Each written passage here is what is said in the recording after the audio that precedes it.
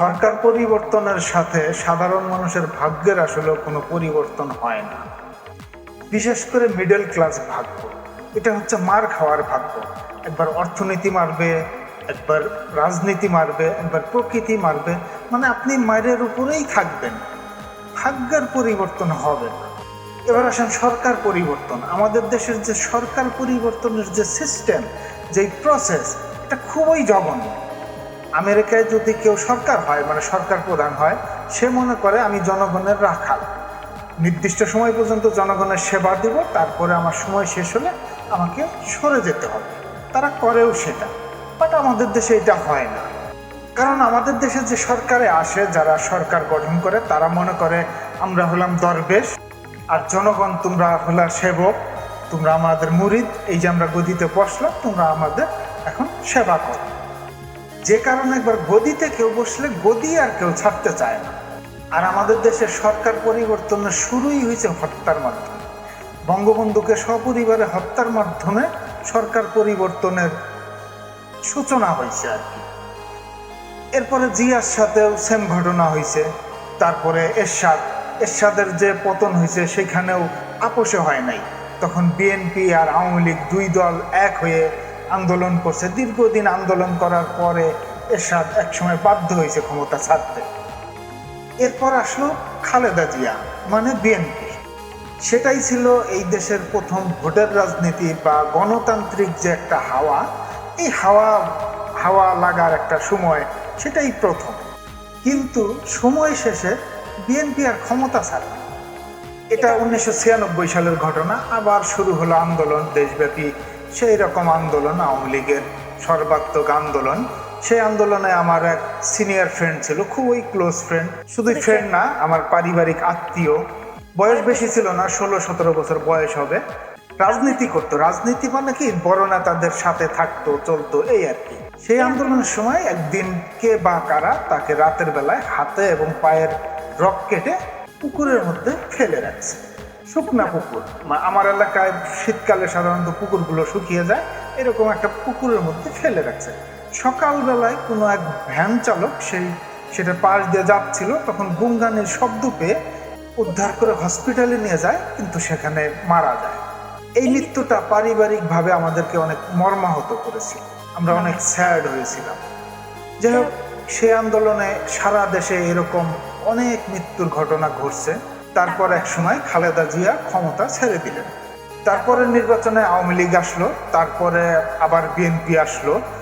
তবে এই পরিবর্তনটাই তেমন একটা ঝামেলা হয় নাই। এটা 2001 সালের ঘটনা।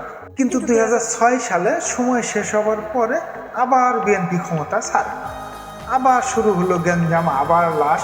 তারপরে আসলো মঈনুদ্দিন ফখরুদ্দিন সরকার। এরপর 2008 সালে আবার আওয়ামী লীগ ক্ষমতায় আসলো, সেই থেকে আওয়ামী লীগ চলছে। সুতরাং এটা খুব ক্লিয়ার যে আমাদের দেশের যে সরকার পরিবর্তনের যে সিস্টেম, এটা খুবই জঘন্য। আর এই জঘন্য কাজের যে মাসুল দিতে হয়, সেই মাসুলটা মূলত বরাবরই দিয়ে আসে মিডল ক্লাস লোকজন। এখন আজকের কথা বলি।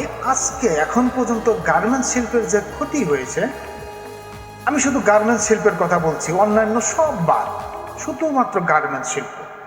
আজ পর্যন্ত যে ক্ষতি হয়েছে, এটা পূরণ করতেই টাফ হয়ে যাবে। এরকম অচল অবস্থা যদি আরও চলতে থাকে এবং গার্মেন্টস শিল্প যদি কোনো কারণে বন্ধ হয়ে যায়, তাহলে আমার কি হবে?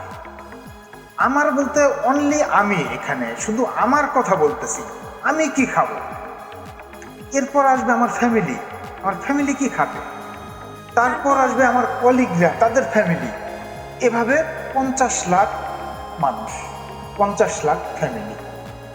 এদেরকে সাপোর্ট দেওয়ার জন্য স্থানীয় বাড়িওয়ালা, স্থানীয় দোকানদার, সব মিলে কমপক্ষে 2 কোটি লোকের ভাগ্য অনিশ্চিত, শূন্যে ভাসতেছে। আর এরা সবাই মিডল ক্লাস ভাগ্য হোল্ড করে। আর এরা এতটাই দুর্ভাগা যে এদের হেল্প নিয়ে, এদের ম্যান্ডেট নিয়ে, এদের সব কিছু নিয়ে একদল মানুষ দল গঠন করে। তারপর তারা ক্ষমতায় যেয়ে আবার এদের কাছ থেকে ট্যাক্স নিয়ে তারা তাদের কার্যক্রম পরিচালনা করে।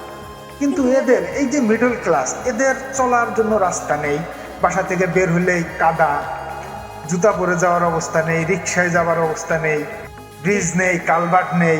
লোডশেডিং, বিদ্যুৎ নেই, এদের চলাচলের জন্য বাস, সেটার ফিটনেস নেই, এদের জন্য হসপিটালে ডাক্তার নেই, সিট নেই, আইসিইউ নেই, অ্যাম্বুলেন্স নেই, এরা যে ট্রেনে যাতায়াত করবে সেই ট্রেনের সিট নেই, সেই ট্রেনের টিকিট নেই, এরাই ঘন্টার পর ঘন্টা জ্যামে বসে থাকে, কারণ ভিআইপি যাবার পর এদের রাস্তা ক্লিয়ার হবে। আন্দোলনে এরাই জীবন দিবে, আবার যে সম্পদ নষ্ট হবে সেটাও এদেরই।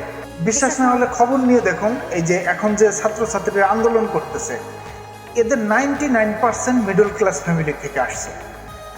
রিচ ফ্যামিলি থেকে একজনও নাই হয়তো, বা দুই একজন থাকলেও থাকতে পারে, যেটার কোনো পার্সেন্টেজ হবে না।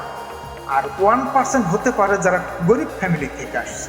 এখন তারা যে পুলিশের সাথে ফাইট করতেছে, সেই পুলিশও মিডল ক্লাস ফ্যামিলি থেকে আসছে। তারা দুইজনেই সেম।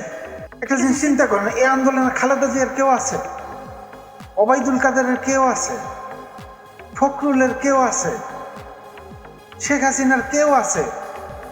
নেই। বলা হয় এটা সাধারণ জনগণের আন্দোলন। এই দেশে এত গ্রুপ অফ কোম্পানি, সেই সব গ্রুপ অফ কোম্পানির ফ্যামিলির কেউ আছে এই আন্দোলনে? নেই। ওবায়দুল কাদের, ফখরুল, এরা কি রাস্তায় নামে? এরা কি মারামারি করে? কেন করে? ছাত্রদল, ছাত্রলীগ মারামারি করতে পারে, ওবায়দুল কাদের আর ফখরুল মারামারি করতে পারে না? তারা তো আরো বড় পজিশন হোল্ড করে, তাদের তো টিকে থাকার লড়াইটা আরো বেশি করা উচিত। কিন্তু তারা মারামারি করে না, করতে যায় না। কেন যায় না? কারণ তাদের দরকার হয়, বিকজ তাদের কাছে আছে সিস্টেম। তারা চালাক, তারা রিচ, তারা সিস্টেম ডেভেলপ করে দিছে। সেই সিস্টেমের ফাঁদে পড়ে মারামারি করতেছে ছাত্রদল, ছাত্রলীগ, সাধারণ ছাত্রছাত্রী, পুলিশ, সাধারণ জনগণ। They all are middle class. চালাক আর ধনীরা শুধু সিস্টেম ডেভেলপ করবে, শিক্ষিত আর মিডল ক্লাস যারা, তারা এই সিস্টেমকে রান করবে। এই সিস্টেম রান করতে যেয়ে যদি যান চলে যায়, সেটাও তারাই দিবে। সিস্টেমের বেনিফিট মূলত ধনীরাই নিবে।